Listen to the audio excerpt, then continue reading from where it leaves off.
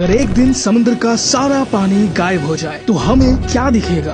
बिल्कुल क्लीन, बस डीप सूखे ओशन फ्लोर अगर हमारे सामने हो तो ऐसे कौन से राज हैं जो आप सबसे पहले देखना चाहोगे? आज की cutting edge under water scanning technology जैसे 3D मैपिंग, सोनार डेटा, इनके मदद से हम पानी को हटा के दुनिया के सबसे बड़े अनएक्सप्लोर्ड सीक्रेट को देखने वाले हैं। हम देख सकते हैं डूबे हुए एंशिएंट सिटीज जिनमें कभी सिविलाइजेशंस रहते थे, अंडर वाटर माउंटेन्स जो माउंट एवरेस्ट से भी बड़ी हो सकती है लेकिन पानी के नीचे छुपी है, भयानक अंडर वाटर डिजास्टर्स के निशान और हाँ, बर्म्यूडा ट्रायंगल का असली सच। इसी के साथ हमारे देश में समुद्र के नीचे छुपी एक ऐसी मिस्ट्री जो शायद इसी साल सबके सामने आने वाली है। तो चलिए सबसे पहले धरती के इस हिस्से के ओशन फ्लोर से शुरू करते हैं। साल 2016 गल्फ ऑफ मेक्सिको में साइंटिस्ट के एक टीम को ओशन फ्लोर्स के नीचे कुछ मैसिव मेटेरॉइड इम्पैक्ट्स के प्रूफ मिले। तो साइंटिस्ट ने उस जगह को ड्रिल करना शुरू किया और उन्हें जमीन में धंसा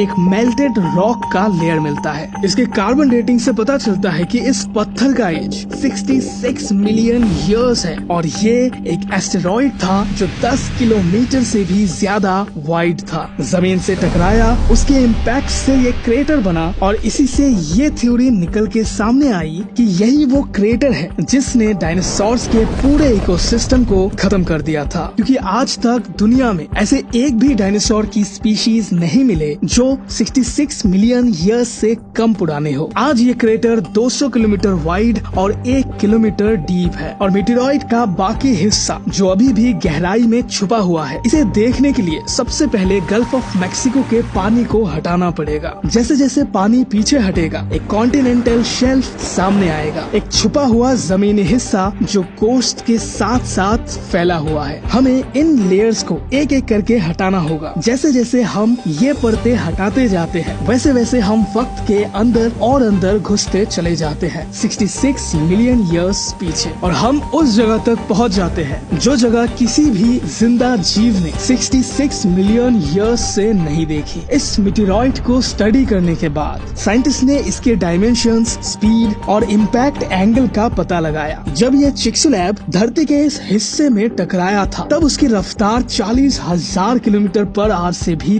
तेज थी। इम्पैक्ट के फौरन बाद हजारों टन पत्थर इस क्रेटर से उड़ के एटमॉस्फेयर में छिटक गए थे और यहीं से शुरू होती है डिस्ट्रक्शन की एक ऐसी खेल जिसने एक पूरे इकोसिस्टम को तबाह कर दिया था। हजारों लाखों टन पत्थर जो अब एटमॉस्फेयर में उड़ गए थे वो कुछ टाइम बाद